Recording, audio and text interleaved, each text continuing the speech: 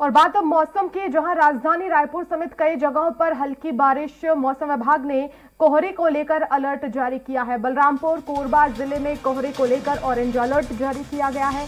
Jashpur, Korea, Surguja, Surajpur में orange alert. 2 दिनों तक कोहरे को लेकर मौसम विभाग ने चेतावनी जारी की है।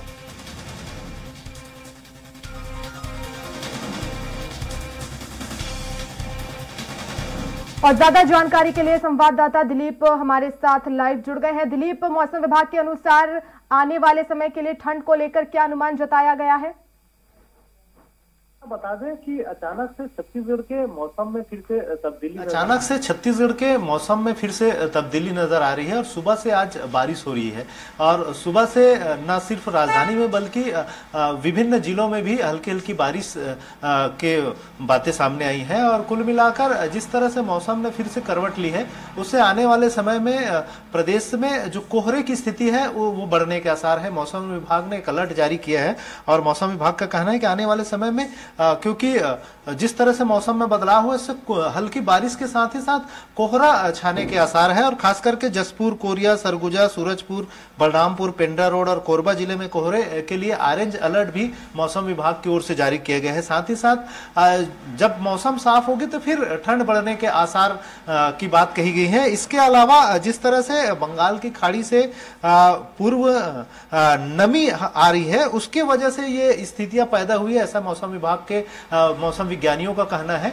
क्योंकि जिस तरह से अचानक से बदलाव फिर से मौसम में आया है, अभी कुछ दिनों से ठंड में बढ़ोतरी हुई थी और जो तापमान, न्यूनतम तापमान लगातार गिर रहे थे और कहीं कहीं पर 7 डिग्री तक पहुंच गया था। लेकिन उसमें फिर से तापमान में थोड़ी बढ़ोतरी होने का आसार है, क्योंकि बादल छाने की वजह से और बारिश होने की वजह से फिर से मौसम की में असर पड़ेगा। और जिस तरह से लगातार ये बदलाव हो रहे हैं, कहीं ना कहीं इससे काफी नुकसानदायक भी हो सकता है। और खास करके जिस तरह से प्रदेश में धान खरीदी जो चल रहा है, अगर बारिश ज्यादा होती है जहां जहां, तो क्योंकि बहुत सारे जगह पर कैप कवर की व्यवस्था नहीं है और खुले में धान खरीदी की जा रही है और अचानक ये बारिश आई है, इसलिए नुकसान की भी आशंका जाहिर की जा रही है। हालांकि अभी जो बारिश है वो बहुत कम मात्रा में है, हल्की हल्की बारिश हो रही है, इसलिए इसमें ज्यादा नुकसान होने की संभावना नहीं है। लेकिन अगर दिन भर इस तरह की स्थितियां होती है और आने वाले समय में अगर बारिश होती रहती है तो फिर ज्यादा नुकसान की आशंका